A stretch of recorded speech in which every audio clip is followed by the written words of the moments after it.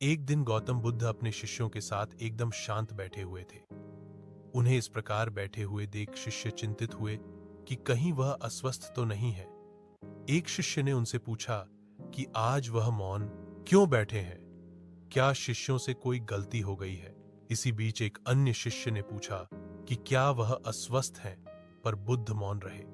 तभी कुछ दूर खड़ा व्यक्ति जोर से चिल्लाया, आज मुझे सभा में बैठने की अनुमति क्यों नहीं दी गई है? बुद्ध आंखें बंद करके ध्यान मग्न हो गए। वह व्यक्ति फिर से चिल्लाया, मुझे प्रवेश की अनुमति क्यों नहीं मिली? इसी बीच एक उदार शिष्य ने उसका पक्ष लेते हुए कहा कि उसे सभा में आने की अनुमति प्रदान की जाए। बुद्ध ने आंखें खोलीं और बोले, नहीं, वह अछूत है, उसे आज्ञा नहीं दी जा सकती। यह सुनकर शिष्यों को बड़ा आश्चर्य हुआ। बुद्ध उनके मन का भाव समझ गए और बोले, हाँ, वह अछूत है। इस पर कई शिष्य बोले, हमारे आश्रम में जात पात का कोई भेद ही नहीं, फिर वह अछूत कैसे हो गया?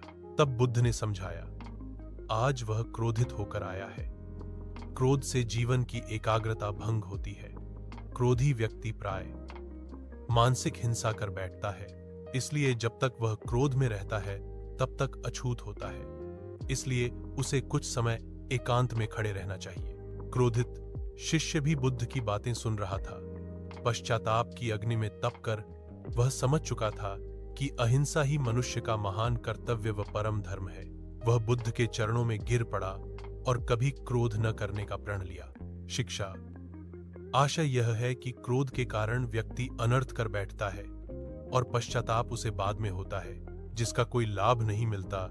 इसलिए हमें क्रोध नहीं करना चाहिए।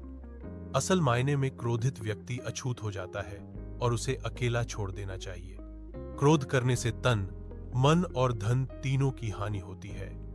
क्रोध से ज्यादा हानिकारक कोई और वस्तु नहीं है।